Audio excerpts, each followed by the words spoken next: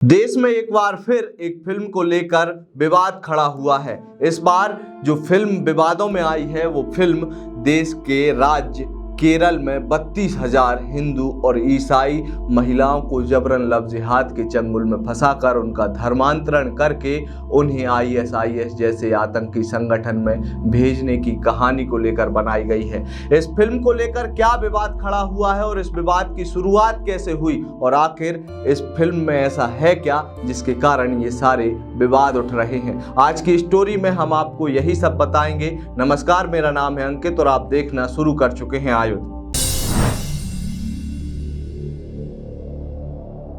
सुदीप्तो सेन जो कि देश के जाने माने फिल्म निर्देशक हैं, उनकी फिल्म द केरल स्टोरी आगामी 5 मई को देश के सिनेमा घरों में रिलीज होने वाली है। लेकिन रिलीज होने से पहले ही इस फिल्म को लेकर तमाम प्रकार के विवाद गर्मा गए हैं। इन सारे विवादों को जानने से पहले हम ये जानेंगे कि आखिर ये फिल्म विवादों में क्यों आई है। मैं आपको बता दूं कि द केरल स्टोरी नाम की फिल्म लगभग 32,000 ऐसी महिलाओं और युवतियों की कहानी पर बनाई गई है, सच्ची घटना पर बनाई गई है, जिन युवतियों को केरल में लव जिहाद का शिकार बनाकर उनका जबरन धर्मांतरण किया गया और फिर उन्हें कैसे भी करके आतंकवादी संगठन ISIS में भर्ती करा दिया गया। ऐसी महिलाओं की दुख भरी दास्तां की ये कहानी है द केरल स्टोरी। जब देश में कभी भी ऐसे गंभीर विषयों पर कोई फिल्म बनती है तो उन फिल्मों पर एक आरोप लगा दिया जाता है कि ये फिल्में प्रोपेगेंडा से भरी हुई फिल्में हैं। भले ही वो कहानी कितनी ही सच्ची हो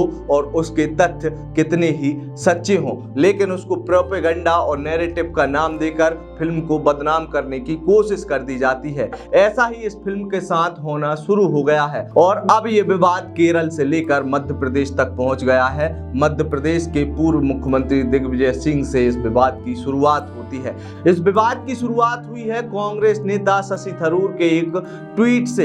इस ट्वीट में कांग्रेस नेता शशि थरूर ने कहा है कि ये आपके केरल की स्टोरी है, हमारे केरल की स्टोरी नहीं। जबकि एक और अन्य ट्वीट उन्होंने इस फिल्म को एक चैलेंज के तौर पर देते हुए लिखा है, जिसमें उन्होंने लिखा है कि यदि इस फिल्म के तथ्य कोई सही साबित कर दे तो उसे वो 1 करोड़ रुपए देंगे। और इसी फिल्म के तथ्यों को लेकर जो ट्वीट किया गया है उस ट्वीट को रीट्वीट किया है मध्य प्रदेश के पूर्व मुख्यमंत्री दिग्विजय सिंह के द्वारा। अब दिग्विजय सिंह के द्वारा जब शशि थरूर का इस विवादित फिल्म पर किया गया ट्वीट रीट्वीट किया तो भारतीय जनता पार्टी प्रतिक्रिया ना दे, ऐसा कैसे हो सकता है। भाजपा के प्रवक्ता नरेंद्र सलूजा की एक प्रतिक्रिया भी सामने आई है। सबसे पहले ये प्रतिक्रिया सुनिए। देखिए एक पिक्चर आ रही है विपुल शाह की 5 मई को द केरला स्टोरी। उसको लेके एक मुस्लिम यूथ लीग है केरल की, उसने ट्वीट किया है, उन्होंने एक घोषणा करी है कि वो जो उसमें तथ्य बताया गया उसको लेकर उन्होंने 1 करोड़ की इनाम की राशि की बात कही है। अब उस ट्वीट को किया है, उस इनाम की राशि को शशि थरूर ने, अब दिग्विजय सिंह जी ने उसका समर्थन करते हुए उसको रीट्वीट किया है।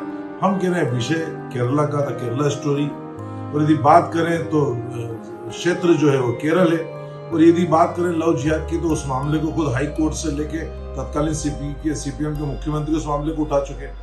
अब दिग्विजय सिंह जी जो मध्य प्रदेश से आते हैं उनका समर्थन करना तो सवाल खड़े कर रहा है। वो दिग्विजय सिंह जो मुस्लिम समाज की जनसंख्या कम होती है तो उस पर सवाल उठाते हैं। वो दिग्विजय सिंह जो रामनवमी के जुलूस पर पत्थर फेंके जाते हैं तो कहते हैं कि पत्थर फेंकने वाले जो दंगाई हैं, पत्थरबाज, वो एक वर्ग के निर्दोष बच्चे हैं, जब भी वो सवाल उठाते हैं। जब इस फिल्म के तथ्यों को लेकर एक नई बहस शुरू हुई तब एक मीडिया कंपनी को फिल्म निर्देशक सुदीप्तो सेन ने एक साक्षात्कार दिया और इस फिल्म के तथ्यों को लेकर उन्होंने कहा कि फिल्म में जो भी तथ्य दिखाए गए हैं वो तथ्य मेरे नहीं बल्कि केरल के पूर्व मुख्यमंत्री ओमन चांडी के तथ्य हैं। उन्होंने खुद ये स्वीकार किया था कि केरल में हर साल बड़ी संख्या में हिंदू और ईसाई लड़कियों का धर्मांतरण किया जा रहा है, लव जिहाद का शिकार बनाया जा रहा है और इसके बाद उन्हें ISIS में शामिल करने के लिए भी प्रताड़ित किया जा रहा है और ना जाने ऐसी दर्जनों महिलाओं को ISIS में शामिल भी किया जा चुका है। यही नहीं, सुदीप्तो सेन ने अपनी इस बात को आगे बढ़ाते हुए कहा कि पूर्व CM ओमन चांडी ने कहा था कि हर साल लगभग 2800 से 3200 लड़कियां इस्लाम अपना रही हैं। इस तरह 10 साल में ये संख्या 32,000 तक पहुंच चुकी है। अब आप ही सोचिए कि 32,000 हिंदू और ईसाई बच्चियों के, युवतियों के, महिलाओं के दर्द पर बनाई गई फिल्म को जब कोई निर्देशक अपनी कहानी के रूप में देश के सामने लाना चाहता है तो उस फिल्म का विरोध ये कहकर कर दिया जाता है कि ये संघ, आरएसएस और भारतीय जनता पार्टी के प्रोपेगेंडा पर बनाई गई फिल्म है। ये बात केवल कांग्रेस के सांसद, कांग्रेस के नेता ही नहीं कह रहे, बल्कि केरल का सत्तारूढ़ दल भी साफ तौर पर इस फिल्म को प्रोपेगेंडा फिल्म कह चुका है और कह रहा है कि ये कहानी केरल की नहीं है। अब आप खुद ही सोचिए कि केरल के पूर्व सीएम ओमन चांडी ने इस बात को स्वीकार किया था कि केरल में हर साल लगभग 2800 से भी ज़्यादा बच्चियों का धर्मांतरण और लव जिहाद किया जा रहा है और उन्हें आईएसआईएस में शामिल किया जा रहा है। मैं आपको बता दूं कि लव जिहाद जैसा शब्द जिस पर बार बार बहस होती है, ये शब्द हमारा और आपका दिया हुआ शब्द नहीं, बल्कि केरल के ही हाई कोर्ट में दिया गया एक शब्द है। अब आप खुद ही सोचिए कि भारत के एक राज्य केरल में हिंदुओं और ईसाइयों के साथ क्या स्थिति की जा रही है,